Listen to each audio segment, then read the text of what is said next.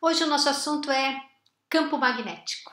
Vamos ver como é que ele funciona e como é que ele foi descoberto. Então, antes de eu falar do campo magnético propriamente dito, eu queria contar para vocês que existe uma terra chamada Manisa, que fica aqui na Turquia. Aqui é o Estreito de Bósforo, né, que é um lugar lindíssimo, ali próximo a Istambul, que liga o Mar Negro ao Mar de Mármara, fazendo divisão entre a Europa e a Ásia. Muito bem, essa região que hoje tem a cidade de Manisa, ela era conhecida como Magnésia. E foi aí em Magnésia que na época pertencia à Grécia, por isso que eu deixei a Grécia aqui no mapa, né? Aqui teve toda uma luta territorial até hoje ainda tem questões de litígio entre os gregos e os turcos. Mas essa região, que na época era conhecida como Magnésia, era rica de um elemento químico, né, que é chamado magnetita. Então, magnetita é um ímã permanente, como aqueles que a gente gruda na porta da geladeira, né? Então, a história do magnetismo começou quando se percebeu que lá na Magnésia, essas magnetitas eram capazes de atrair pedaços de ferro, né? Depois se descobriu que esses pedaços de ferro também podiam ser imantados e poderiam se tornar ímãs. Não são ímãs permanentes, mas também podem se tornar ímãs. Muito bem. A gente já viu aqui um pouquinho quando a gente discutiu o campo elétrico, que quando a gente tem uma força elétrica, a gente entende esse campo como algo que é latente, gerado por uma carga que eu chamei aqui de Q1. Essa carga, ela produz esse campo elétrico que na verdade é percebido quando uma outra carga Q2 se aproxima. Então essa carga Q2, ela sofre a ação desse campo elétrico. Percebam que essas duas cargas podem ser duas cargas estáticas que não estão em movimento. Bom, a força magnética que produz o que a gente vai chamar de campo magnético, né? Aqui para o campo elétrico a gente em geral denota com a letra E, o campo magnético a gente vai denotar com a letra B. Então essa força magnética, ela produz esse campo magnético quando a carga está em movimento. Então eu estou pondo aqui que essa carga varia com o tempo. Ou quando tem uma corrente associada que também está em movimento. Então essas cargas ou correntes em movimento produzem o campo B, que por sua vez são percebidas, né, ou são por outras cargas ou correntes também em movimento. Então essas cargas aqui que eu chamei de essa carga Q2 ou essa corrente I2 é que sofre a ação desse campo B que foi produzido pela carga Q1 ou corrente I1 sempre em movimento. Lembrem que eu falei aqui no finalzinho da aula passada sobre o magnetocardiógrafo, né? Um equipamento com o qual eu trabalhei no Instituto do Coração. Bom, o magnetocardiógrafo, ele de fato, percebia o campo magnético produzido pela corrente elétrica do nosso coração. Então, uma corrente elétrica em movimento, né? Dispara essa corrente elétrica, ela varia com o tempo e esse campo magnético era produzido e ele era captado por meio do seu fluxo, por meio de uma espira que via o fluxo de campo magnético que passava, que vai ser o assunto ao qual a gente vai retornar mais para frente, daqui a pouquinho. Muito bem, quando a gente fala em campos magnéticos, isso nos remete à ideia de ímã, né? Então, tem aqui um ímã com os seus dois polos, aqui o polo norte e o polo sul.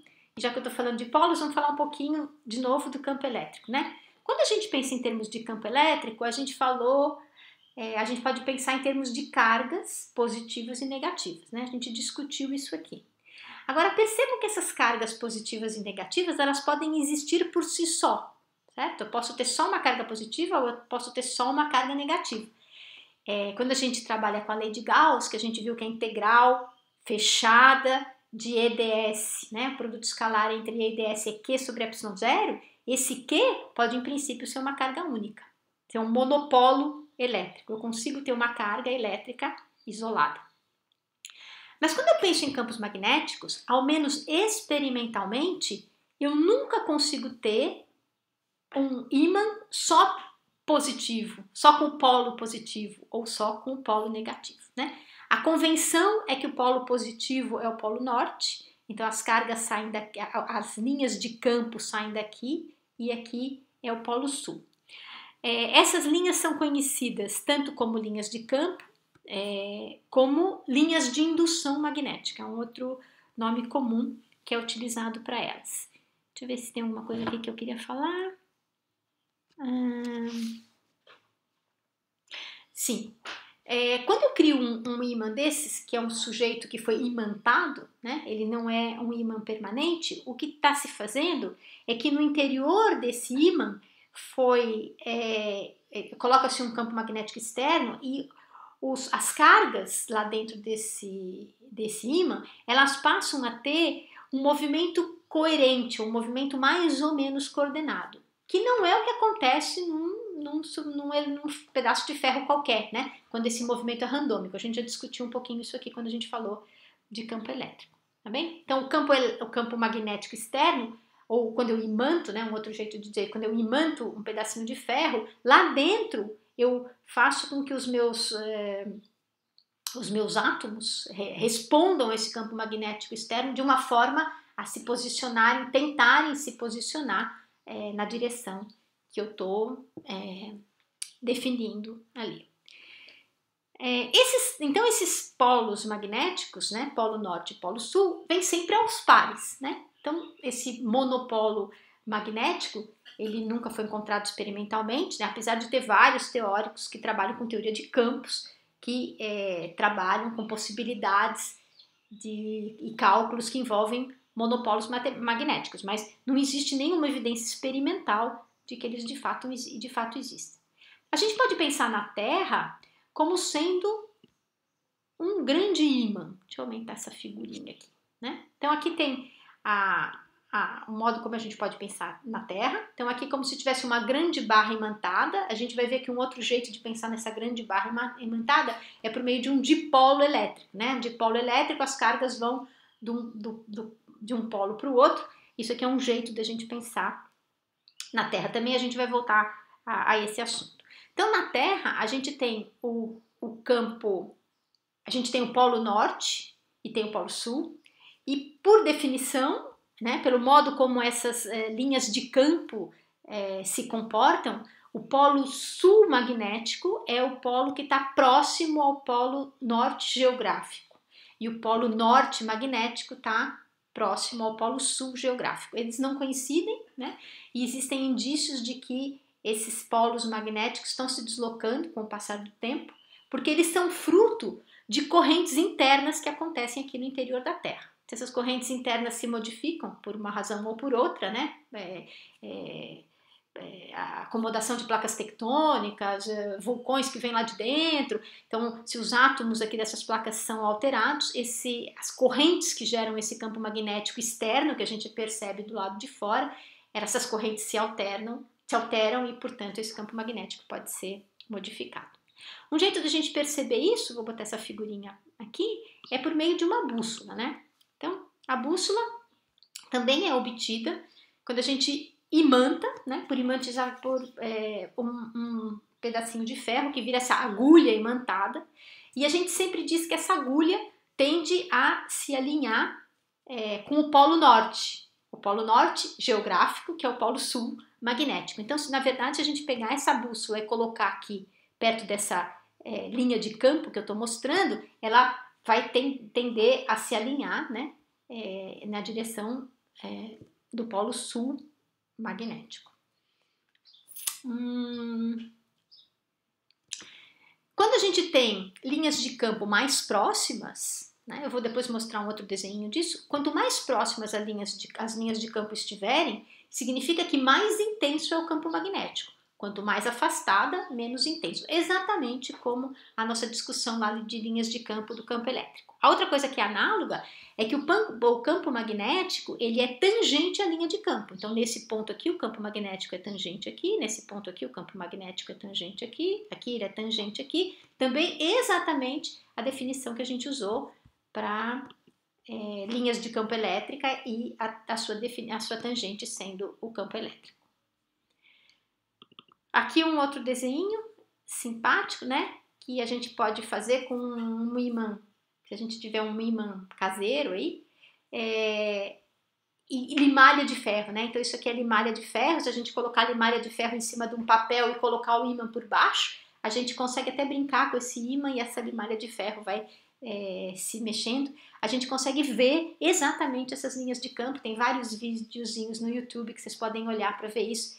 Quando eu era criança, isso era uma brincadeira corriqueira, né? Agora que as brincadeiras são menos mão na massa e mais visuais, talvez vocês tenham que ir para o computador. Mas eu brinquei com esse tipo de coisa em casa lá com uns 8, 9 anos. Eu tive meu primeiro kit de experiências, foi um kit de químico, que se não me engano chamava o Pequeno Químico, que eu não entendia porque que não tinha a Pequena Química, só tinha o Pequeno Químico. Mas eu tive esse kit e isso depois teve um manual do professor Pardal que ensinava a fazer essas coisas e eu fazia meu pai comprar limalha de ferro, ímã, essas coisas para eu ficar seguindo a receita do manual do professor Pardal e também coisas que eu aprendia lá no kit do Pequeno Químico. Bom, fica aqui uma coisa que acho que as crianças da minha geração viram, né? As mais curiosas pelo menos, hoje é menos comum, mas quando vocês tiverem oportunidade de ir no Labidex, essas limalhas de ferro e esses ímãs também existem lá para poderem brincar, se vocês não se contentarem com as coisas visuais. Falando em linhas de campo, eu trouxe aqui uma figurinha da planária, né? Eu gosto muito dessa criaturinha. Então, a planária, ela é um bichinho que se você recortar, onde você recortar, ele vai crescer do outro lado, né? Então, se eu pegar uma lagartixa e cortar o rabo da lagartixa se regenera. Mas no rabinho que sobrou não aparece uma lagartixa. Mas a planária não, a planária onde eu cortar ela vai se regenerar, né? Então se eu cortar na parte de baixo ela vai crescer de novo, se eu cortar na parte de cima ela vai crescer de novo, o desenho não mostra, mas se eu cortar no meio um olhinho para cada lado ela também vai crescer de novo. É incrível a planária. E por que eu estou mostrando a planária? Porque o ímã se comporta da mesma forma, né? Então se eu pegar uma barrinha de ímã e cortar no meio, eu vou ter 2 ímãs. De novo eu vou recuperar polo norte e polo sul. Então, se eu partir um ímã no meio, eu não consigo ter só polo norte de um lado e polo sul. Não, eu vou recuperar. Então, o ímã, na verdade, se comporta como a minha querida planária.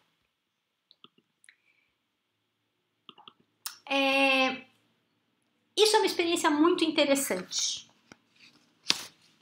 Em 1819, um fulano chamado Hans Christian Ørsted, era um dinamarquês, ele viu a primeira evidência de que o magnetismo estava associado com o movimento de cargas, né? Com o movimento de correntes ou o movimento de cargas, que foi a primeira coisa que eu falei para vocês, né? Então tem um desenho aqui que eu tirei do livro, que mostra aqui uma agulha imantada, né? Uma bússola, apontando para o norte, quando não passa corrente nenhuma perto dela. Então tá ali, a bússola, ela tá lá apontando numa certa direção. Aí eu coloco um fio pelo qual passa uma corrente, né, embaixo dessa bússola. Quando isso é feito, ela se desvia, né? Então, aqui nesse primeiro caso, a corrente ia daqui para cá. Nesse outro caso, a corrente ia daqui para cá. Então, percebam que ela se desloca em sentidos diferentes, dependendo de como essa corrente é posicionada com relação a essa bússola. Então, essa foi a primeira experiência que mostrou essa correlação entre magnetismo e deslocamento de cargas.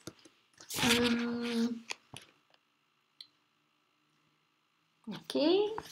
Tá bom. Então, agora, vamos definir essas coisas, né? Deixa eu fechar isso aqui que eu não vou usar hoje.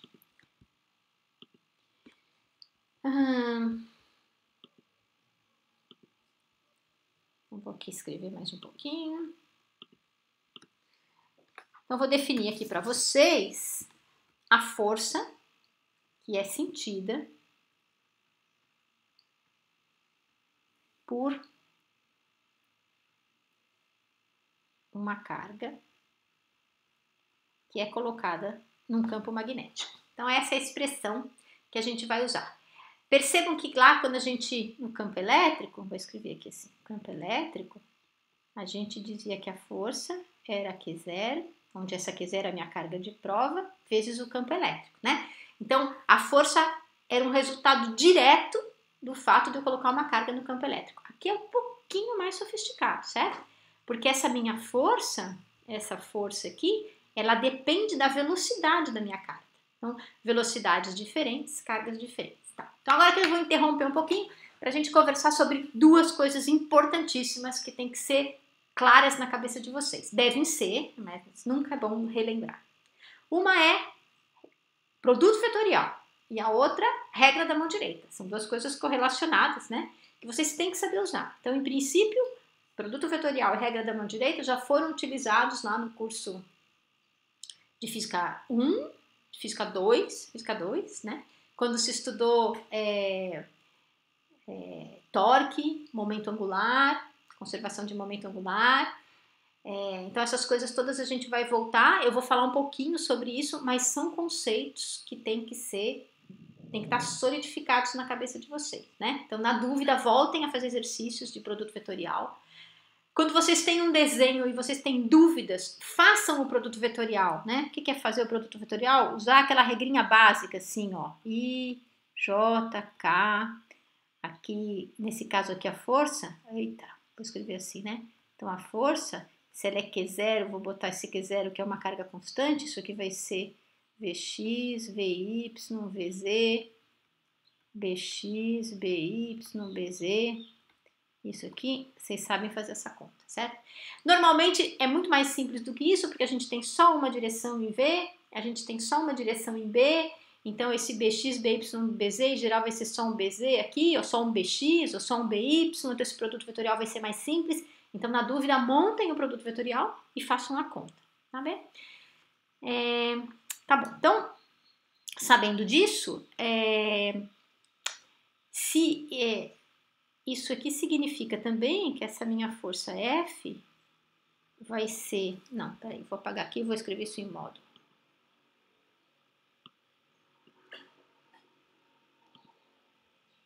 Vai ser Q0, V vezes B, vezes o ângulo que esses dois vetores formam, né? V e B são dois vetores. Então, vejam lá. Vejam lá. Se a velocidade for zero, automaticamente a força é zero. Que eu já falei lá no começo, certo? Enquanto que na força elétrica, não. Uma partícula parada, desde que tenha carga, num campo elétrico, ela sente uma força elétrica. Então, a gente vai ver que depois, a força elétrica, quando a gente quiser direcionar uma partícula no LHC, por exemplo, a força elétrica acelera a partícula, mas a força magnética, ela confina, ela dá a direção. A gente vai ver como é que isso funciona, né? Então, o V, se a velocidade for zero, a força é zero. Se a velocidade for paralela ao campo magnético, o que acontece? Eu tenho θ zero ou 180 graus. Nesses dois casos, a força também é zero. E quando eu tenho o V perpendicular ao B, então eu tenho seno de 90, que é 1, que é o máximo, eu tenho a minha força máxima. Qual é a unidade disso, né? Então, a unidade do campo magnético, vou escrever aqui, ó. A unidade do campo magnético vai ser a unidade de F sobre Q0 VB, né? O ângulo é adimensional. Então, se eu botar aqui as unidades, opa, aqui não é F0, é F. Deixa eu apagar aqui. F. Então, isso aqui é Newton. Carga é Coulomb. Velocidade... Ah, eu tô dormindo. Perdão. O B é do lado de lá, né? Então, e a velocidade é metros por segundo, certo? Agora, Coulomb por segundo é ampere. Então, isso aqui, vou escrever assim, é Newton, ampere, metro. E esse Newton ampere metro a gente chama de Tesla. Tesla. Que também vale, vou botar aqui Tesla, ou Weber por metro quadrado. Por que eu já estou definindo isso aqui? Porque depois eu vou precisar definir fluxo magnético e já essa unidade a gente vai ver que o Tesla vezes metro quadrado vai dar esse fulaninho aqui que eu estou chamando de Weber por metro quadrado. Então, Weber por metro quadrado equivale a isso aqui, né? Então, o Weber bom, é isso. Então, Weber por metro quadrado é essa definição e isso aqui é um Tesla. Bom, a outra coisa que a gente sabe é que um Tesla vale 10 a quarta Gauss. E o Gauss é a unidade no CGS, que é super usado, né? Então, o Tesla é uma quantidade tão grande que é muito comum nos exercícios essas unidades aparecerem em Gauss, como no dia a dia a gente fala que as coisas têm tantos centímetros, né? Meio metro, 40 centímetros, a gente não usa 0,4, ou aqui é a mesma coisa. Então, o Gauss é muito utilizado. Esses campos magnéticos são medidos com equipamentos que a gente chama, então, de magnetômetros, medem o campo magnético, ou gaussímetros. E de onde vem o gaussímetro? Vem da unidade seu Gauss.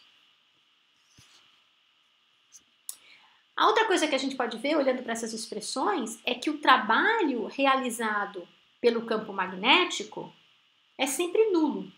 Por quê? Porque o F é sempre perpendicular à sua trajetória. Ou, vou reformular essa frase. Sempre que o F é perpendicular à sua trajetória, né, que vai acontecer quando a gente tem uma força máxima, por exemplo, o F é perpendicular, vou mostrar nos desenhos, a gente vai ver. Então, ele não realiza trabalho, né? Porque o trabalho é integral de produto escalar de F com deslocamento, certo? Se esses caras são perpendiculares, esse resultado do trabalho é zero.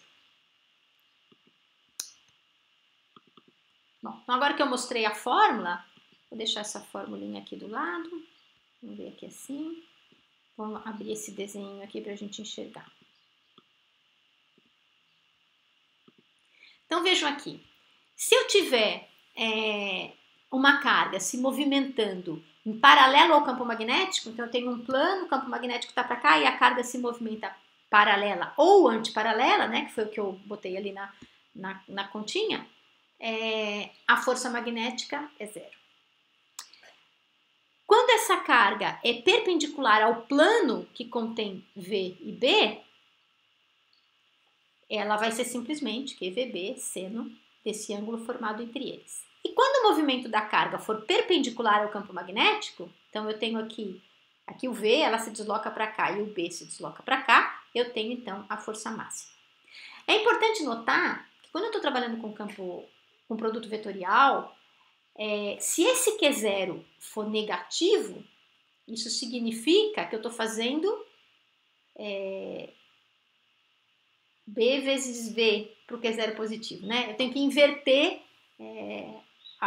o resultado da minha força, né? Então a gente vai usar muito isso porque a gente vai discutir cargas positivas e negativas. Então vamos voltar aqui. Se eu tiver uma carga negativa aqui, essa carga negativa aqui, ela vai me gerar uma força que está perpendicular para baixo.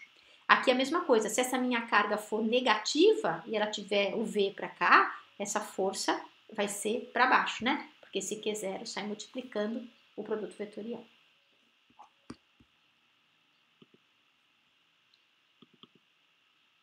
E aqui mais um desenho para a gente discutir aqui a regra da mão direita, né? Não preciso mais disso porque ele está escrito.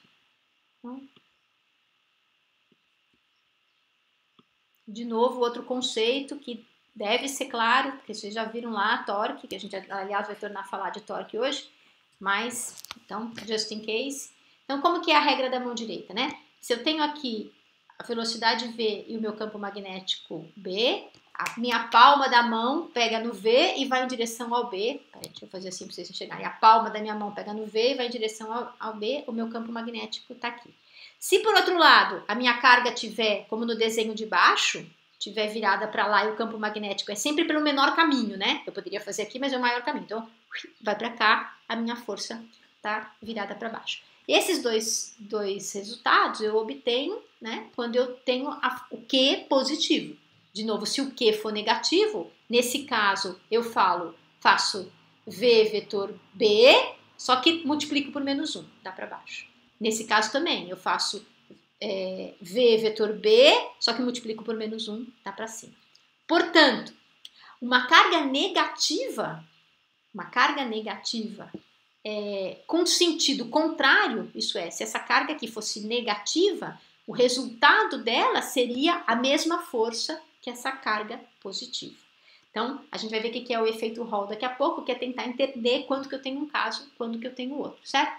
Porque se eu tiver velocidade no sentido contrário e sinal no sentido contrário, ou campo magnético no sentido contrário, eu obtenho a mesma força, né? Ok, espero que isso esteja claro. Vamos agora discutir um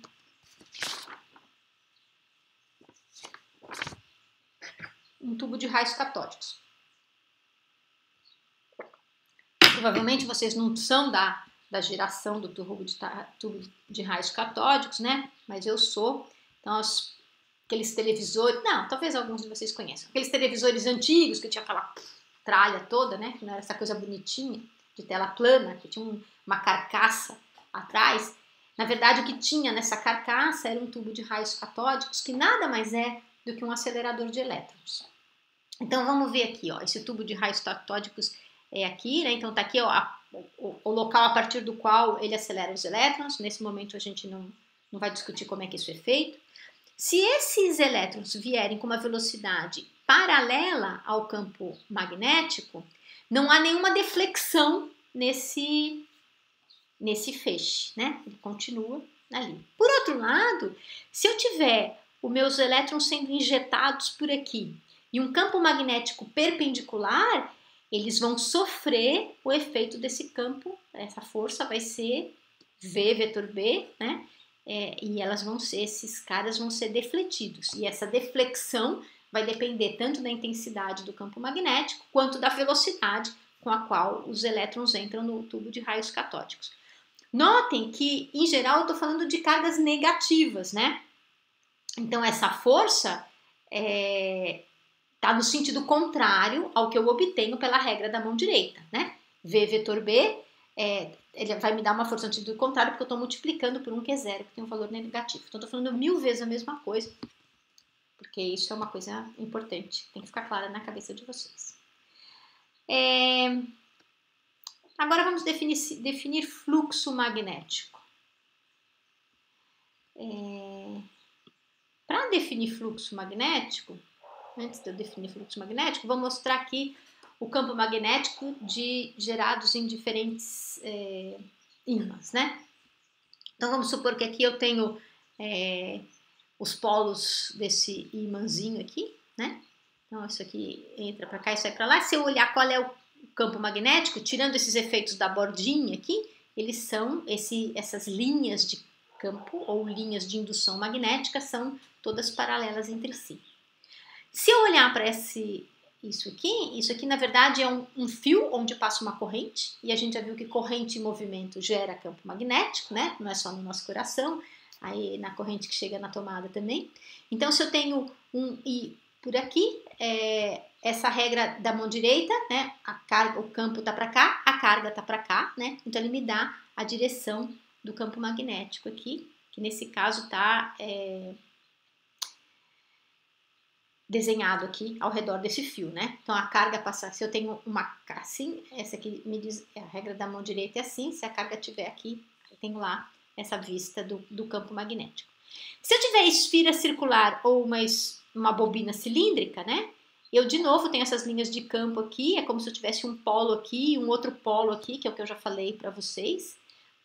Se assemelham lá ao da barra imantada, e aqui eu tenho as linhas de campo. Quanto mais próximas, mais intenso o campo, quanto mais afastados, menos intenso. Aqui é a mesma coisa, né? Eu tenho uma corrente que está rodando aqui, essa minha espira, isso aqui gera essas linhas de campo. Aqui ao redor, de fato, como se eu tivesse um dipolo elétrico. Quando eu for pensar em termos de fluxo, reparem que se eu pegar aqui uma superfície gaussiana, como a gente já discutiu, né? Qual é o fluxo que sai para fora dessa superfície gaussiana? Nada, porque as linhas de campo que entram são as mesmas que as linhas de campo que saem. Cansei de fazer exercício desse tipo para vocês, não vou refazer porque são simples. Aqui é a mesma coisa, né? Se eu pegar aqui uma superfície gaussiana aqui, O que entra é equivalente ao que sai e assim por diante. Portanto, vou voltar aqui para minha...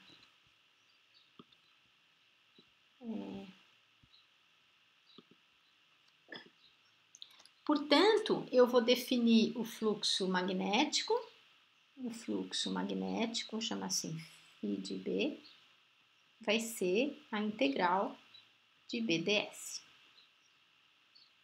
como a gente fez antes. E agora, qual é a unidade disso? A unidade disso a gente já viu, né? Que é o Tesla, metro quadrado, que eu chamei de Weber. Então, unidade de fluxo magnético é o Weber. Isso aqui nada mais é do que a integral de B ds, cosseno do ângulo que eles formam.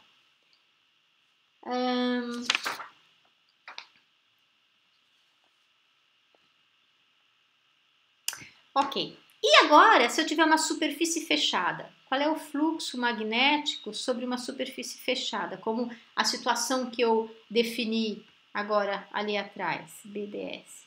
Isso aqui é zero, a gente já viu zero, né? Então, só para a gente relembrar, quando a gente estudou lá na parte elétrica, a lei de Gauss me dizia que EDS era Q sobre ε0, né? Então, a lei de Gauss da eletricidade prevê a existência de uma carga isolada. Aqui, a lei de Gauss do... Opa, perdão, esqueci de falar uma coisa importante, que é justamente o ponto que eu queria tocar, né? Que é o fato de que eu estou fazendo EDS. Ai, tá tão feio, vou apagar aqui. Vou fazer mais bonitinho aqui. Vou tentar fazer mais bonitinho. Vamos ver aqui. Isso é quase um curso de caligrafia para mim.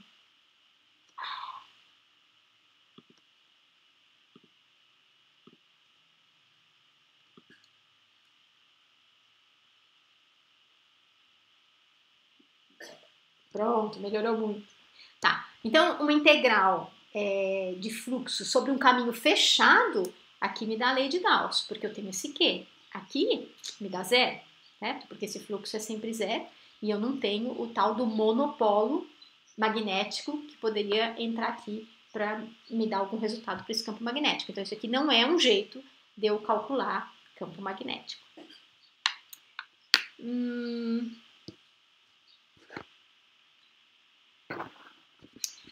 Muito bem. Agora vamos fazer um pouquinho de conta. Agora até aqui foi blá blá blá, né? Tentar entender os conceitos. Agora vamos fazer um pouquinho de conta.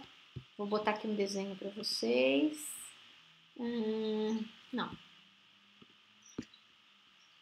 Vamos supor que eu tenha um fio, certo? Uma corrente elétrica passando num fio. Então, eu tenho aqui esses elétrons se deslocando. A gente já eu chamei aqui essa velocidade de arraste. Não sei se eu chamei de VA ou VD, mas isso aqui é a velocidade de arraste dos elétrons. Eu vou colocar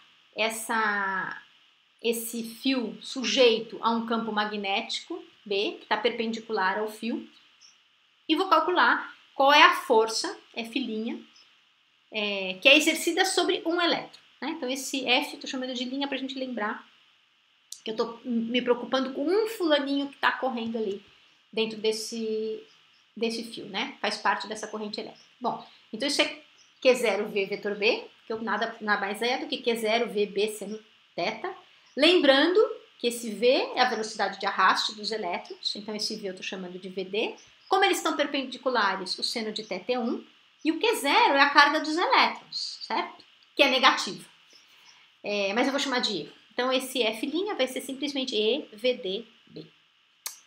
Ok. Agora, a gente já viu que a gente pode escrever essa velocidade de arraste em termos da densidade de corrente elétrica, né? A densidade de corrente elétrica dividido pelo número de elétrons vezes a carga do elétron. Então, se eu substituir esse VD por isso aqui, essa minha expressão F' vai ficar o E, J sobre NE vezes B. Bom, o valor da carga elétrica vai embora e agora sobrou J sobre NB. Agora, um fio não possui um elétron, possui vários elétrons que estão se mexendo, né? Se movimentando quando eu passo a corrente. Então, esses vários elétrons é N vezes o volume. O volume é A vezes L, porque esse fiozinho tem uma seção reta, que eu estou chamando de A. Vou aumentar um pouquinho mais isso aqui, deixa eu ver se adianta.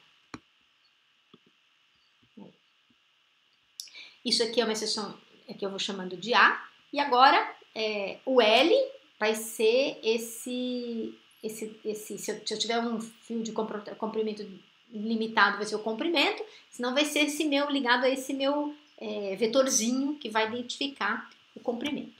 Então, nesse caso aqui, NaL, elétrons, esse cara aqui me dá o volume, então esse F total vai ser NaL vezes o F', que é o que eu escrevi aqui, NaL e F'.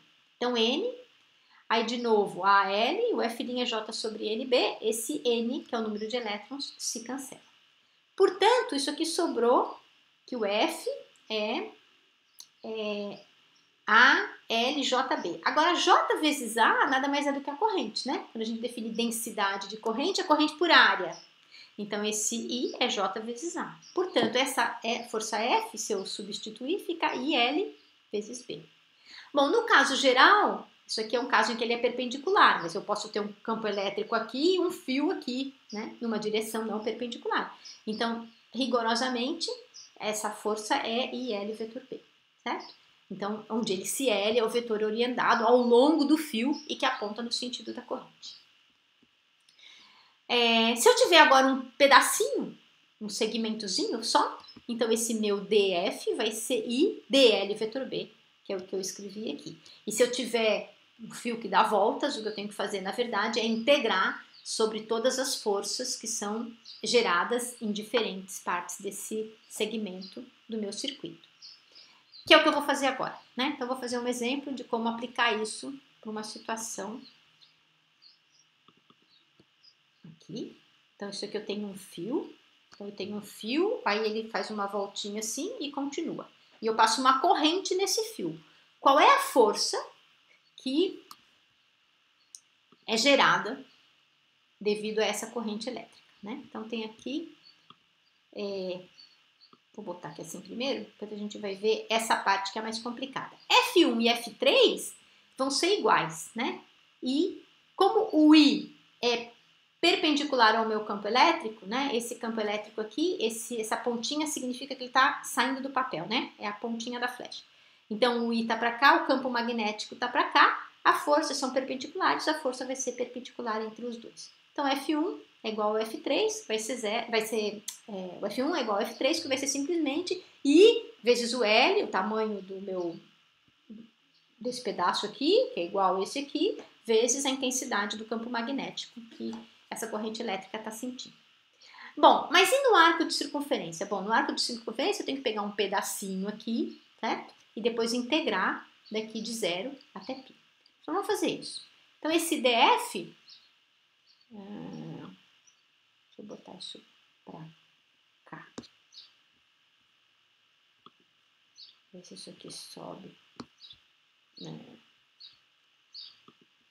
Tá bom. Dá para ver. Aqui, talvez. Não, tá bom.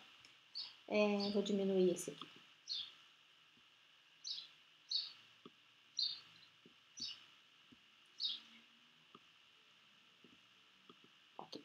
Tá, então no arco da circunferência, esse DFzinho aqui vai ser IBDL, né?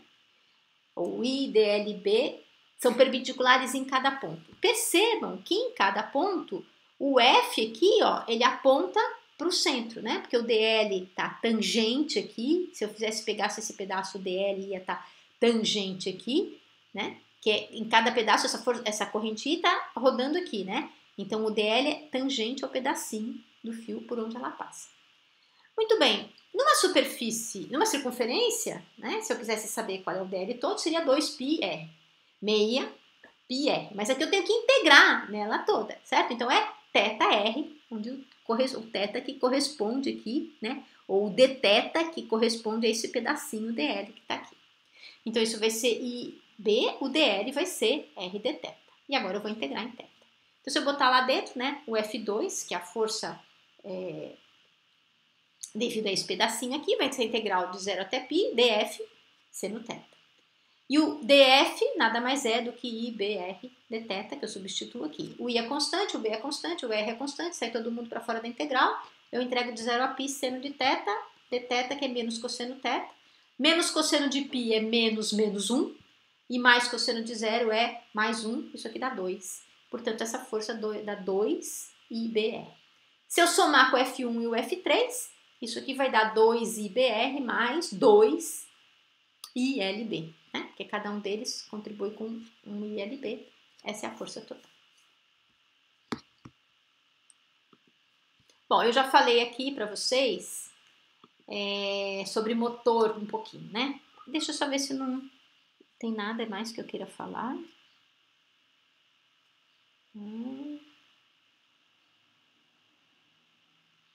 Não.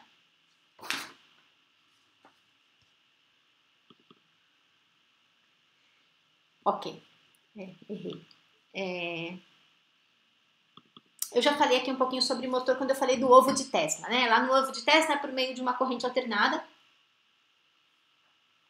ele conseguia botar aquele ovo, que é um ovo para rodar, né? Então eu sugiro que vocês entrem aí na internet. Eu ia botar um filminho, não consegui.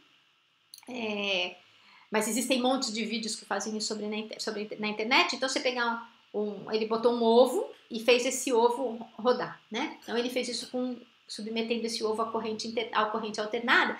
E o que a gente vai fazer aqui nada mais é do que pensar numa esfera sujeito a um campo magnético externo. Vou aumentar muito esse negócio aqui para ver o desenho, né? Que é o que eu quero, que me interessa aqui. Ver esses dois desenhos aqui.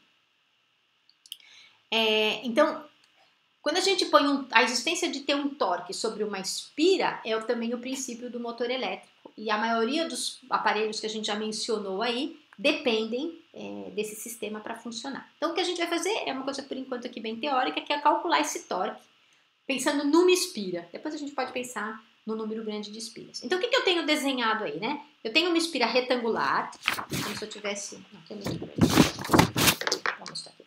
Como se eu tivesse aqui as bordas da minha borrachinha, fosse uma espira, colocada num campo magnético, né? O que vai acontecer com essa espira? Ela vai rodar, né? Então ela vai sentir esse campo magnético, rodar ao redor desse eixo. Dependendo se eu tivesse um campo magnético em outra direção, ela poderia rodar assim, né? Ou poderia rodar para cá, ou poderia rodar para cá. Então, esse movimento de rotação que ela adquire é em função do torque resultante, né, que o campo magnético vai gerar quando está passando uma corrente elétrica ali dentro. Então vamos ver como é que essa conta é feita. Então aqui está a minha espira, ela tem lado A e esse outro lado aqui B. Tem um campo magnético que aqui está desenhado entrando na minha folha. Ou se vocês preferirem, vocês podem pensar que a espira está aqui e eu estou olhando aqui assim, o campo magnético está aqui, se for mais fácil de enxergar. Também pode pensar assim. Que é o que eu fiz com a borrachinha, né? Pensar que eu tenho um campo magnético aqui. E nessa espira passa uma corrente elétrica. Bom, como ela está passando, como é que ela entrou na espira, isso aí vai ficar para depois. Eu vou pensar que é uma situação completamente acadêmica, para ficar mais fácil da gente avaliar. E eu estou pensando que essa espira está suspensa por um fio preso ao seu centro de massa e não está sujeita a campo gravitacional externo nenhum, né? Então, bem ideal. Ok, então, supondo essa situação ideal, eu tenho que calcular, então, eu sei que se eu tenho uma corrente I aqui, um campo magnético aqui, certifiquem disso, certo? Produto vetorial, vejam que isso está certo. Eu vou ter uma força F1 aqui, F2, F3 e F4, tá vendo? A minha corrente está aqui. Se eu tivesse uma corrente no sentido contrário, aí eu sugiro que fique de exercício, façam isso, bota a corrente no sentido contrário, para vocês verem onde é que estão os campos magnéticos, as forças. E também outra possibilidade é mantenham o sentido da corrente e coloquem o campo magnético saindo, ao invés de entrando. Façam esses exercícios todos para treinar esse cálculo do torque. Bom, a força total sobre a esfera vai ser a soma dessas 4 forças, né? Então vamos ver primeiro a força F2 e F4. A força F2 e F4, elas são idênticas. Tem um desenho aqui para a gente tentar enxergar o ângulo que elas fazem, né? Então, eu tenho aqui a força F1 e a F3, então eu estou numa situação quando essa força está ligeiramente, essa espira está ligeiramente girada aqui, certo? De um ângulo θ, onde esse ângulo θ é o vetor que aponta para fora da minha superfície 2, com o campo magnético. Portanto, o ângulo que eu tenho que fazer da minha conta, né, entre o L e o B, é o 90, né, que é esse cara aqui, ó, 90 menos esse ângulo θ, que me dá esse ângulozinho aqui, certo? Entre o campo magnético e essa lateral B aqui. Então, isso aqui vai ser IBL seno de 90 menos θ. E 90 menos θ é o próprio cosseno de θ. Bom, no caso do F4 é análogo, portanto, F2 e F4 são idênticas. Elas são idênticas, mas apontam em sentidos contrários. O torque resultante delas é nulo, né? Porque não tem braço de alavanca para elas girarem, né? Então, o R vetor F, que eu estou gerando aqui, vai me dar um torque zero. Bom, agora eu tenho que calcular F1 e F3. Então, vou botar esse desenho aqui e vou abrir aqui a conta. Vou aumentar para a gente conseguir enxergar. Vou abaixar aqui o que me interessa. Então, tá aqui, isso. E tá aqui. Tá aqui o desenho e tá aqui a conta. Então, o F1 vai ser perpendicular, né? O I tá aqui, né? Então, o I tá passando aqui na beirada, o campo magnético tá aqui, então a força vai ser perpendicular. E o F3 também. Então, IL vetor B vai ser simplesmente IAB, né? Porque o L aqui é A, aqui também é A, e o F3 também vai ser IAB.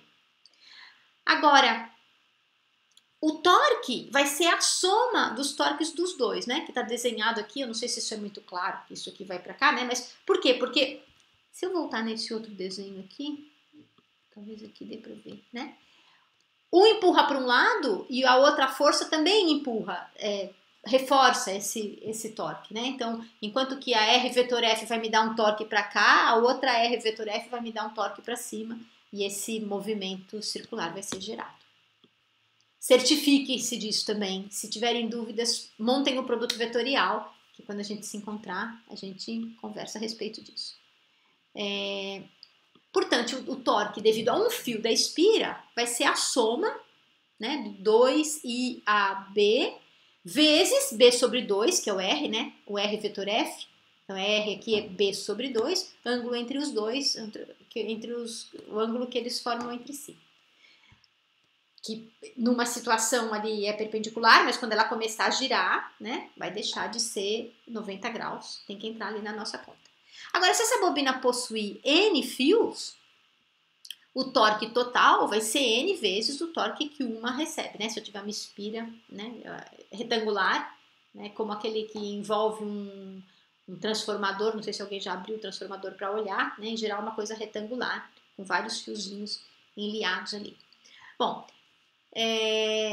então, esse negócio aqui esse 2 tinha cortado, que era B sobre 2, né? Agora eu vou multiplicar isso aqui por N, e quando eu multiplicar por N, eu também vou substituir a área da espira, esse Azinho, Bzinho, eu vou substituir por um Azão grande, né? Então a minha espira pode ser do tamanho da borrachinha, ou pode ser maior. Então esse torque vai ser N e Azinho, Bzinho, que agora virou o Azão grande, B, seno de θ.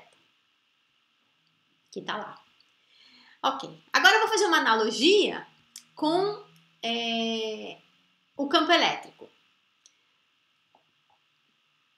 Antes disso, talvez valha a pena, o que eu escrevi aqui, né? Talvez valha a pena falar. Essa espira, na verdade, ela se orienta de modo sempre a ficar perpendicular ao campo magnético, por isso que ela vai virando, né? Ela está tentando sempre ficar perpendicular. E é o mesmo comportamento da agulha montada na bússola, que sempre tenta se alinhar com o campo magnético externo. Então, nesse caso, uma face da espira se comporta como o polo norte da agulha e uma outra face da espira se comporta como o polo sul. Então, é uma coisa que eu já falei aqui de novo, vou repetir, né? Tanto agulhas magnéticas, aquelas barras imantadas ou espiras de corrente, elas se comportam como dipolos elétricos. Então, o que eu estou dizendo aqui para vocês é que quando eu passo uma corrente elétrica numa espira, na verdade eu estou gerando um campo magnético, certo? Então eu não preciso só imantar coisas para ter comportamentos parecidos nas magnetitas, mas eu também posso fazer perceber o campo magnético passando um campo elétrico variável, né? Então estou reforçando aquilo que eu falei bem no comecinho da aula.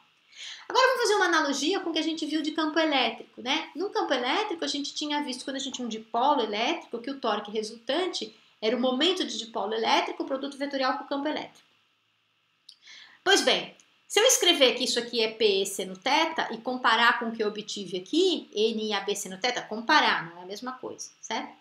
Eu posso então fazer uma analogia e pensar o seguinte, bom, aqui eu tenho E seno θ, aqui eu tenho B seno θ. Então, tudo que está aqui na frente, eu posso definir como sendo o meu momento de dipolo magnético, né? Então, eu tenho um momento de dipolo elétrico, aqui eu tenho um momento de dipolo magnético. E se eu usar essa definição, o torque nada mais vai ser do que o produto vetorial entre o Mi e o B, né? Em analogia com o produto vetorial entre o P e o E. Muito bem.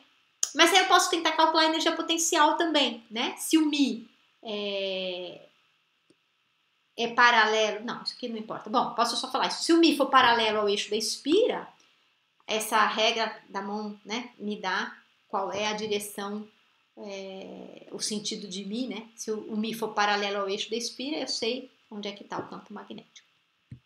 Como um disco que toca, né? Se eu tenho um disco que está tocando, a direção de rotação do meu disco, eu uso essa regra da mão fechada. Agora eu vou ter que fechar isso aqui, porque eu quero calcular, vou deixar isso aqui no cantinho, eu quero calcular, vou deixar isso aqui, a energia potencial magnética que eu tenho nesse caso. Vou botar aqui. Então, de novo, em analogia com aquilo que a gente já fez para o campo elétrico, eu sei que a energia potencial ou o trabalho que esse torque vai realizar vai ser um torque para ir de 90 até θ dessa expressão que eu tenho aqui, né? Que tá aqui, do torque. Tá aqui, NAB seno θ, botei aqui e vou integrar isso em dθ. Bom, se eu fizer isso, esse NAB eu chamei de Mi, né? Mi vezes B, põe tudo para fora, nada disso depende de θ, integral de seno θ dθ, menos cosseno θ, menos 1, né? Cosseno de 90 é zero. Isso aqui vai me dar o produto escalar do momento de dipolo magnético com o campo magnético, sinal menos na frente. Exatamente a analogia com o que a gente viu quando a gente obtinha o campo elétrico, né? A gente tinha que o potencial era menos o produto escalar do momento de dipolo elétrico com o campo elétrico.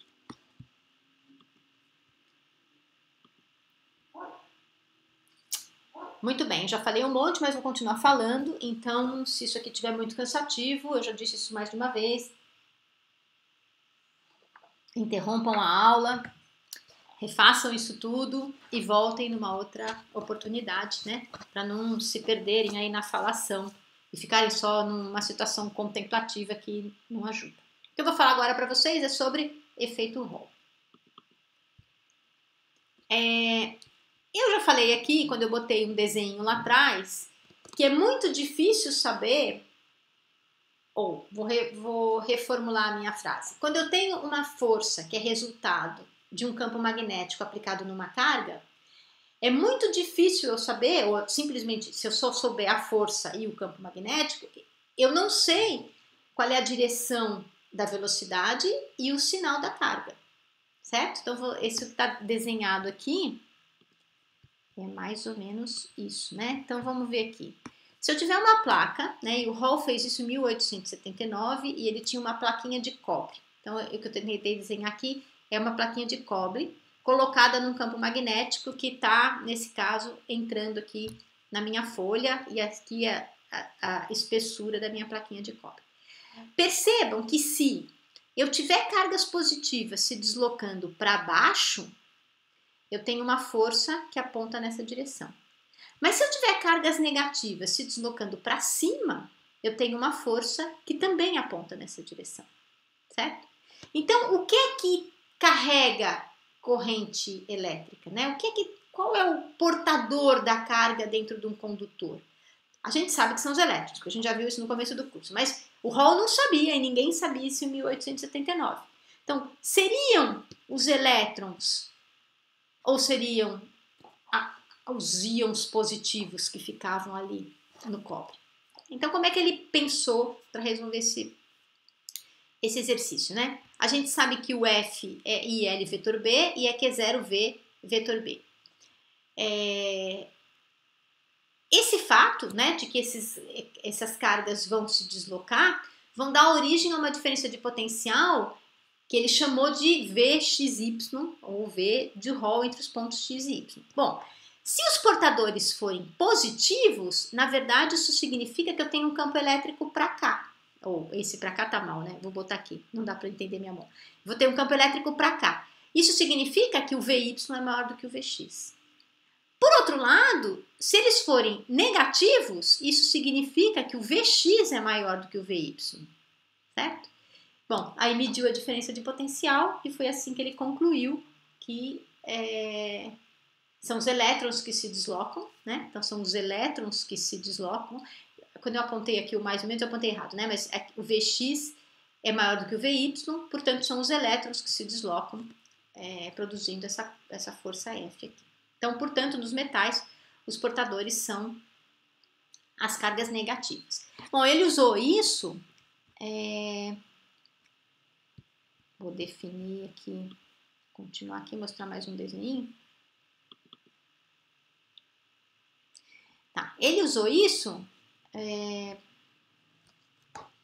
para definir, então, bom, o campo elétrico é o VXY, lá, o campo elétrico de Hall que esses caras acumularam, né? Vou voltar aqui. Então, esses portadores aqui, quando eles foram para lá, eles acumularam cargas de um lado dessa barra de cobre, né? Bom, mas eles não podem acumular essas cargas indefinidamente, porque essas cargas acumuladas dão origem ao campo elétrico no sentido contrário, que a gente já viu isso também quando a gente estudou lá campo elétrico dentro dos capacitores, né? Ou dentro de um dielétrico. Bom, e esses campos elétricos, eles se opõem ao movimento dessas cargas produzidas pelo campo magnético. Então, chega um momento que eu vou ter uma situação estática, eu não vou ter mais força. Que é isso que eu escrevi aqui, né? Então, essa força, que devido ao campo elétrico é Q vezes E... Peraí, eu vou dar uma parada e vou escrever uma outra coisa aqui. Essa força aqui... Então, quando ela está sujeita a uma carga, está sujeita a campo elétrico e magnético, eu digo que isso aqui é Q0E, que eu tinha escrito isso sempre separado, né? Mais Q0 V vetor B. Essa força aqui é conhecida como força de Lorentz, certo? Se esses dois caras se contrabalançam, isso é, esses portadores de carga já não podem mais se deslocar, mas eles geraram um campo elétrico ali dentro, então significa que essa força é zero, certo? Então é isso que eu escrevi aqui. Então essa força aqui é zero.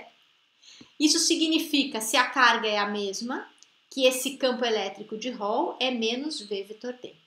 Como eles são perpendiculares, aí por construção, pelo modo como a experiência foi feita, esse EH é simplesmente a velocidade de arrasto vezes o D, né? E essa velocidade de arrasto a gente já viu que é a densidade de corrente elétrica dividido pelo número de elétrons vezes a carga elétrica, portanto, esse é o campo Hall, campo elétrico Hall, gerado numa situação simples, tão simples quanto essa, né? Então, o efeito Hall é um efeito importante. E aí tem uma tabelinha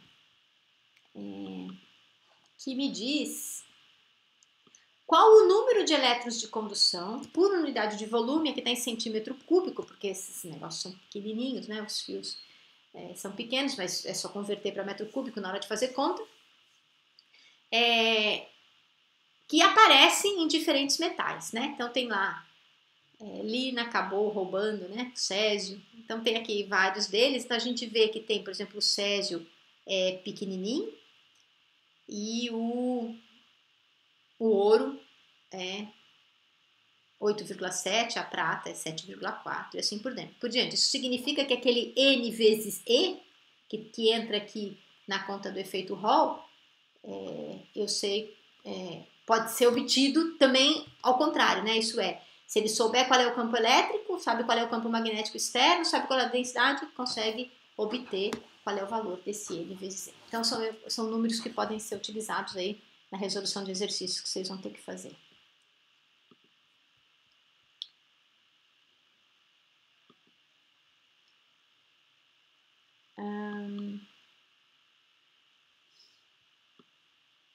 Tudo bem. Agora, se eu tenho uma carga colocada no campo elétrico, ela acelera, certo? Ela vai sentir uma força que é Q vezes E. Mas e se eu tenho a carga colocada num campo magnético, né? Eu já falei aqui para vocês que a parte elétrica acelera e a parte do campo magnético confina, né? O que eu quis dizer com isso? Então vamos supor aqui duas situações. Eu tenho um campo magnético nas duas entrando aqui no meu papel. Numa delas eu tenho uma carga positiva e na outra eu tenho uma carga positiva. Ora, quando eu faço QV vetor B, certo? O V vetor B, em cada ponto, ele vai me apontar o F para fora. É isso que a minha regra da mão direita vai dar, certo? V vetor B vai estar sempre para o centro dessa trajetória. Portanto, o campo magnético vai fazer essa minha carga ter uma trajetória circular. Ora, se a carga for negativa, o Q vetor B, ela vai se deslocar para cá e ela também vai ter um F apontando para essa trajetória circular. Portanto, nos dois casos, a minha F é uma força centrífuga, certo?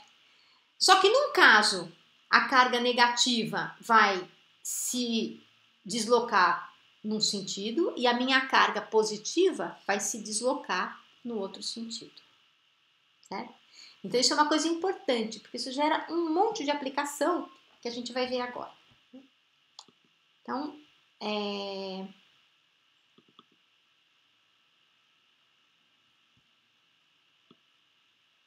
vou fazer uma continha, levando isso em conta, dá para aumentar mais ainda. Aqui. Então vamos supor que eu tenho uma carga num campo magnético uniforme, né? Então o meu B é constante. Então, de novo, aquilo que eu já escrevi.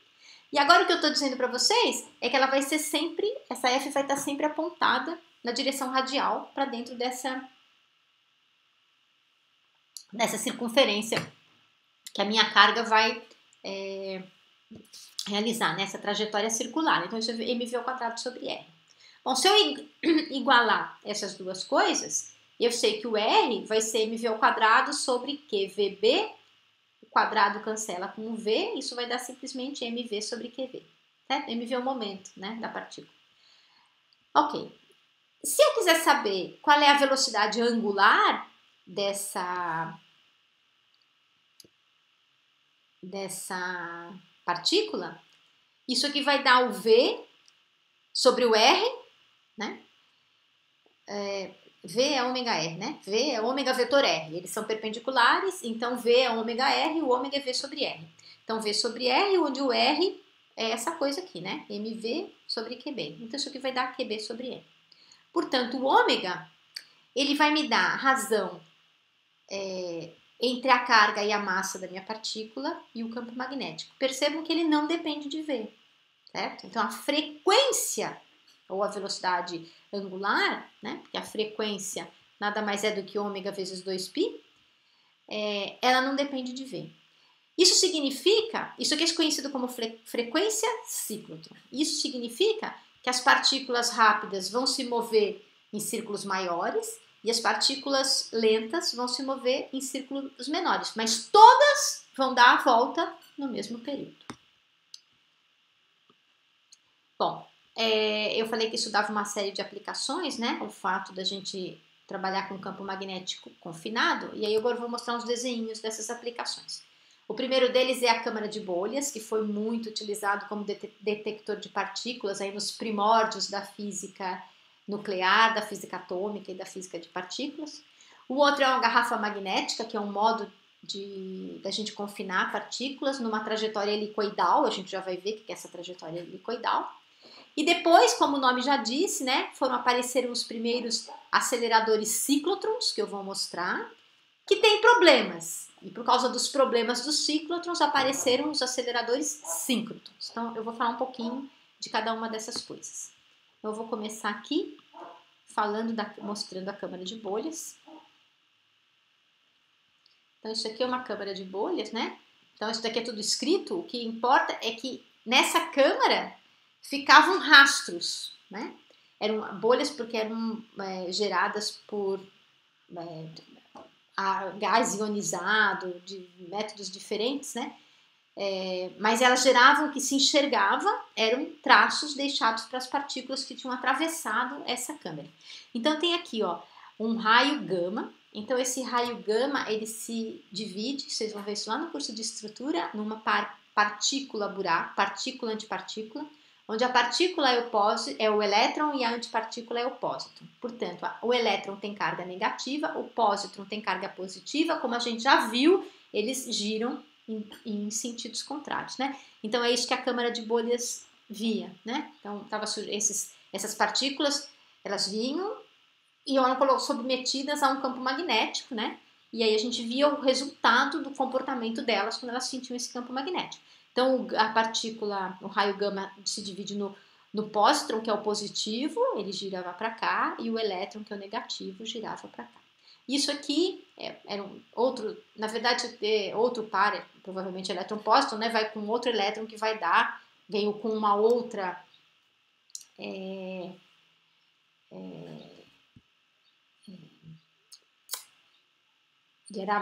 seria o mesmo período, se ele era mais rápido, ele tem que fazer um outro círculo que não está aqui no desenho. O outro é a garrafa magnética, que eu vou mostrar aqui e vou abrir junto com essa trajetória helicoidal. Essa trajetória helicoidal é obtida quando eu tenho também aqui um campo uma partícula que é colocada num campo magnético externo. Então ela é uma partícula, nesse caso aqui é uma partícula positiva e um campo magnético externo para cá. Então ela é injetada aqui nesse campo magnético e o que ela faz, né? Como ela tem velocidade, ela não fica gerando em círculos do mesmo lugar. Ela vai gerando em círculo e vai se deslocando, porque ela tem uma velocidade, certo? Portanto, o V vetor B, em cada ponto, faz ela virar para dentro. Ela tem uma força para dentro. Então, ela vai sempre virando para dentro, mas ela vai acompanhando o campo magnético, certo? Então, esse é o que está desenhado aqui. Essa ideia de garrafa magnética é baseada no fato de que essa carga positiva ela vai ter sempre esse comportamento circular. Então, aqui eu tenho as linhas de campo, né? Elas são mais espremidas aqui, perto da bobina, das duas bobinas onde passa um campo magnético, onde passa a corrente elétrica, e elas são mais gordinhas aqui, mas elas confinam a partícula aqui dentro, limitadas por essas linhas de indução do campo magnético, né? Então, essa aqui é conhecida como garrafa magnética, e é um jeito sensacional de tentar confinar partículas, né? Isso aqui, no caso, tem um jeito de confinar um gás ideal com temperatura alta, 16 Kelvin, para que ele não entre em contato com paredes de um outro material qualquer, para não se fundir. Mais no final do curso, talvez a gente discuta um pouquinho o toroide, no qual se tenta fazer fusão nuclear, que usa um pouquinho desses princípios aí.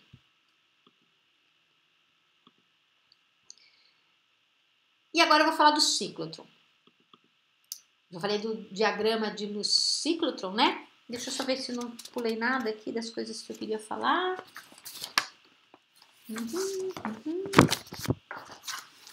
Para não ter que ficar voltando para trás. Não. Bom, então o ciclotron, o primeiro que entrou, ele é um acelerador de partículas. E o primeiro que entrou em operação foi na Universidade da Califórnia, por um cara chamado Ernest Lawrence, em 1932. E o princípio de funcionamento dele é isso que eu vou explicar para vocês, né? Então ele, na verdade, acelerava partículas carregadas, como prótons e deuterons, né? Então, eram as principais partículas. Como é que ele funcionava, né? Então aqui esse S é uma fonte de íons, então ele produzia a partícula carregada. Aqui tinha um alternador e aqui tem uma diferença de potencial que é 10 a quinta volts, certo? Então um potencial razoável. O que acontecia? Aqui tinha um campo magnético, esse D era um campo magnético externo enorme, então são produzidos por grandes eletroímãs da ordem de 1,6 Tesla. Então, esses dois campos magnéticos nesse formato aqui de D, que é o que ele está chamando aqui, D. E aqui tem uma placa defletora, que a gente vai ver lá daqui a pouquinho como é que ela funciona. Então, essa fonte de íons jogava o íon aqui. Esse íon, por causa da diferença de potencial, ele era atraído para dentro desse lugar onde tinha o campo magnético. Quando ele chegava aqui, era um campo magnético que ele o fazia ter uma trajetória circular. Então ele tinha essa trajetória circular. Quando ele chegava aqui, esse campo magnético, a polaridade era invertida do potencial, e aí então ele era atraído para o outro potencial aqui. Aí ele chegava aqui, entrava dentro do outro eletroímã, realizava esse círculo. Invertia-se de novo o potencial, realizava esse outro círculo. E assim, sempre com a mesma frequência. Então a frequência era constante, né? E ele ia fazendo essa volta, e cada vez que ele dava uma volta, ele ganhava energia. Então, para você ter uma ideia, se esse potencial é 10 a quinta volts, para se atingir, para essa partícula atingir uma energia de 10 MeV, 1 MeV é 10 a 6 eletronvolts, né? 10 MeV é 10 a 7 eletronvolts. Então, para se adquirir uma energia de 10 MeV, que hoje, em termos de laboratório de colisão de partículas, é uma coisa absolutamente ridícula, né? Estão lá no tera eletronvolt, mas naquela época ele tinha que dar 100 voltas, né? 10 ao quadrado vezes 10 à quinta. Então, ele dava 100 voltas, aí ele tinha essa energia e aí ele era defletido para fora do acelerador com essa energia que ia ser utilizada numa reação, num bombardeamento, em alguma coisa qualquer. Qual era o problema do ciclotron? Né? Agora vamos voltar ali para minha continha. Não esta. Esta. Qual é o problema do ciclotron, né? O problema é que quando a gente pega vai aumentando a velocidade, a gente vai chegando próximo de velocidades relativísticas, a relatividade se impõe. Portanto, a massa da partícula aumenta muito com a velocidade. Isso significava que eram necessários campos magnéticos cada vez mais fortes, né? Quanto maior a velocidade que eu quisesse, maior a energia que eu quisesse alcançar, maior o eletroímã que eu precisava ter para gerar esse caminho ali dentro dos Ds. E eles eram muito caros.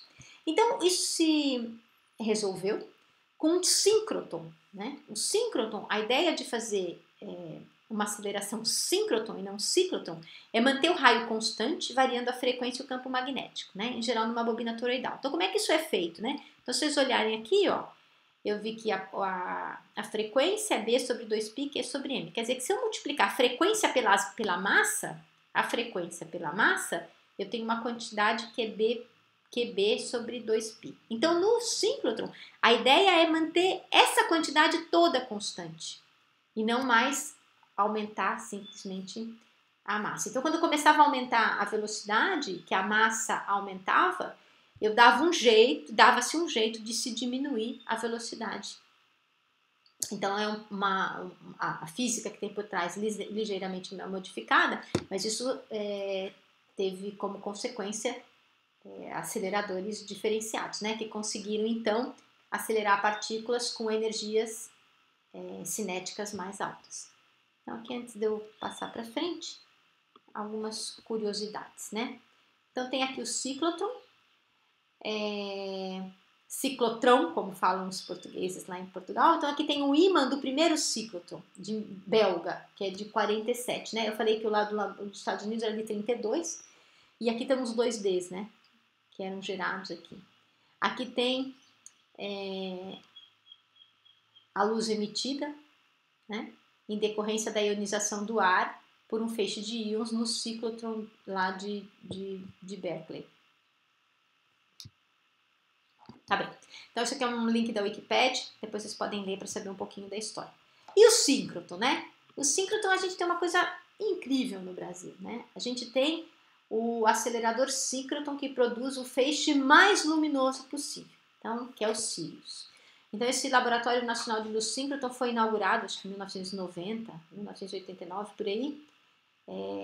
Eu lembro porque coincidiu com a minha volta da Inglaterra para o Brasil, em Campinas. Então, ele fica na região de Campinas, né? E o que é a luz síncroton, né? Então, também tem aqui, depois eu passo o link da Wikipédia para vocês lerem, mas aqui, se a gente for ler, se chama de luz ou radiação síncroton, é uma radiação eletromagnética de alto fluxo, né? Então, ela tem um brilho enorme e ela pode ir de uma faixa grande do espectro eletromagnético, desde o infravermelho até o raio-x, e ela é produzida quando essas partículas carregadas são aceleradas a velocidades próximas à velocidade da luz, e essa trajetória dessas partículas é desviada por campos magnéticos, né? Então, se a gente olhar lá, esses caras são redondinhos, né? E por questão de arquitetura, não sei, acho sensacional. Muitas vezes a gente olha para um acelerador, a gente não tem a menor ideia qual é o formato que ele tem lá dentro, né? Mas esse aí a gente tem, né? Porque essa estrutura foi mantida pelo lado de fora. Então fica aí depois os links para vocês lerem um pouquinho sobre isso. Para concluir, eu queria falar um pouquinho sobre a experiência de Thomson. Bom, para fechar aqui. Fecha aqui, fecha aqui, fecha aqui. E tá aqui o Thomson, né? Já vou falar da experiência dele. Seu Thomson pai, mas na vida de vocês vai aparecer o Thomson filho também, né? Então, o Thomson pai, também conhecido como JJ Thomson, ele ganhou o prêmio Nobel por ter conseguido identificar um elétron, né? Então, como é que esse cara fez isso? Então, aqui está o dispositivo do Thomson, experiência de Thomson. Aqui a continha que ele fez. Uma coisa incrível, né, é que hoje a gente faz um monte de conta só está fazendo um pouquinho a mais. Mas essas pessoas com ideias simples e contas simples conseguiram, de fato, coisas muito revolucionárias, né? Então tá aqui o dispositivo de Thomson e a proposta dele era determinar a razão entre a massa e a carga do elétron, não separadamente, né? Então, o que ele tinha? Ele tinha aqui um cátodo e um anodo, então ele acelerava aqui uma diferença de potencial entre esses dois, e aqui ele tinha um elétron que passava por aqui, e esse feixe de elétrons, né, vários elétrons que passavam por aqui, eles percorriam aqui esse campo magnético. Então, tinha um campo magnético entre essas placas, então tinha aqui um campo magnético e um campo elétrico, né? Então, estão aqui ortogonais entre si. E aí, esse elétron que percorria essa placa, essa história de ter campo magnético e elétron atuando em cima das partículas, também é o princípio aí por trás de aceleradores de partículas mais sofisticados aí ao redor do mundo, né? Então, esse feixe de elétrons que atravessava essa região, ele ia parar nessa tela. E aí, ele colocou qualquer material ali que fazia a tela cintilar quando os elétrons chegavam ali, né? E a conta que ele fez foi a seguinte: a energia cinética era toda convertida em energia potencial e a diferença de potencial era gerada por esse V externo aqui. Portanto, nesse caso, a velocidade dos elétrons era simplesmente raiz de 2eV sobre m. Ora, ele não tinha nenhuma força resultante, força de Lorentz era zero, de tal forma que a força elétrica era compensada pela força magnética. Então, o E era simplesmente VB, de tal forma que o V era a razão entre os dois campos, elétrico e magnético, que ele controlava no dispositivo dele de forma externa. Então, ele controlava a diferença de potencial, o campo elétrico e o campo magnético. Bom, fazendo isso, o E sobre o B, como era o V, né, era igual a essa razão. Significa que o E sobre o M era esse cara ao quadrado, né? Ou eleva-se esse lado aqui ao quadrado, né? E aí some com essa raiz e a gente fica aqui o E sobre o M ao quadrado sobre B ao quadrado, 1 sobre o 2V que cai para cá. Então, isso tudo era externo, né? Era controlado externamente. Então, o que ele mediu, quando ele tinha esses elétrons aqui, era a razão entre a carga e a massa, né? Ele não media as duas coisas separadas. E essa razão tem esse número aqui, né? E se a gente olhar para o que ele mediu naquela época, é muito próximo disso, então realmente é fantástico. Para a gente medir essas coisas separadas, o que a gente precisa, né? Quem mediu a carga do elétron, eu já falei para vocês aqui no começo do curso, foi o Millikan, né? Então, com essas duas experiências juntas, o Millikan veio um pouquinho depois, essas coisas aí avançaram e hoje a gente tem precisão nessas medidas. A curiosidade sobre o Thomson é que o Thomson pai teve um filho também genial, foi um outro físico. Então, o Thomson pai, ele ganhou o prêmio Nobel, deixa eu ver onde é que está escrito isso aqui, ganhou o prêmio Nobel por ter identificado o elétron como uma partícula, né? Ele viu que a partícula batia lá e deixava o seu rastro, e o material que fosforescia indicava que a partícula tinha chegado lá. Então ele ganhou como identificador da partícula elétron. E o seu filho, que é o George Thomson, ele ganhou por ele ter feito, verificado experimentalmente a difração de elétrons por cristais, que é o que vocês vão estudar lá no comecinho da física de estrutura da matéria, que são os primórdios da física quântica. Então, na verdade, esse cara aqui identificou o elétron como uma onda. Então, o pai ganhou o prêmio Nobel por identificar o elétron como uma partícula e o filho ganhou o prêmio Nobel por identificar o elétron como uma onda. É fantástico. Incrível. Para finalizar, eu ainda quero falar de um último equipamento que é um espectrômetro de massa. Estou falando há muito tempo, vou beber água. Então, esse espectrômetro de massa também é um espectrômetro de massa primordial, né? Os primórdios, os primeiros que foi feitos. Então, na verdade, ele funcionava de tal forma que tinha campos elétricos aqui e campo magnético, pelo qual passavam partículas com diferentes massas. E ele funcionava de tal forma que, quando chegava aqui nesse campo magnético externo, quando as partículas chegavam aqui, elas eram defletidas e faziam uma circunferência. Então, partículas com massas diferentes executavam raios diferentes. E aí ele identificava que punha ali um determinado material. Dependendo da deflexão do raio, da deflexão da partícula, né, da circunferência que ela realizava, era a partícula tal, era a partícula tal. Então, esse espectrômetro de massa serviu como uma espécie de separação, como se fosse um filtro, né, uma centrífuga, separava as massas das partículas.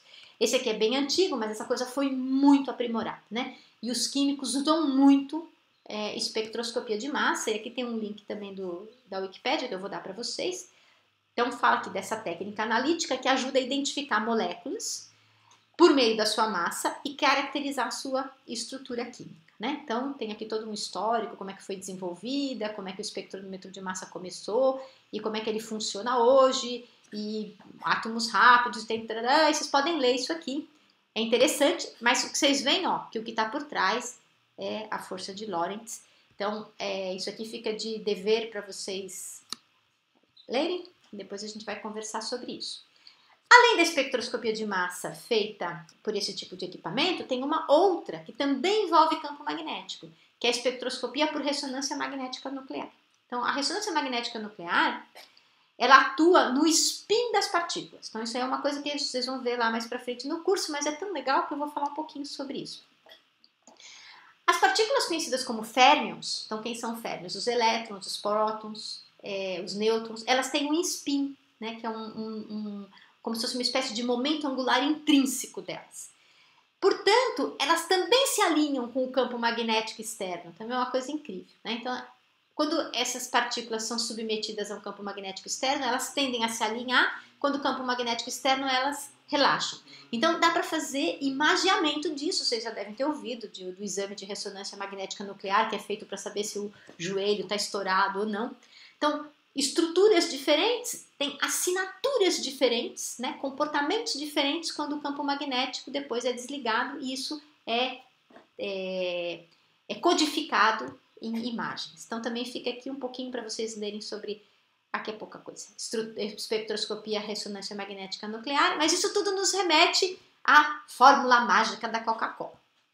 Então, a fórmula da Coca-Cola, aqui está escrito, é uma receita secreta. Não é receita secreta mais para ninguém.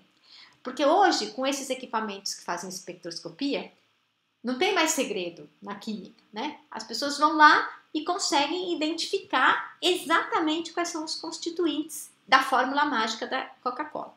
E aqui tem um blá blá blá, quem fez, quem não fez, o que é que botaram na fórmula mágica da Coca-Cola, ficou guardada, só umas pessoas muito iluminadas que podiam guardar a chave do cofre onde tinha a fórmula mágica.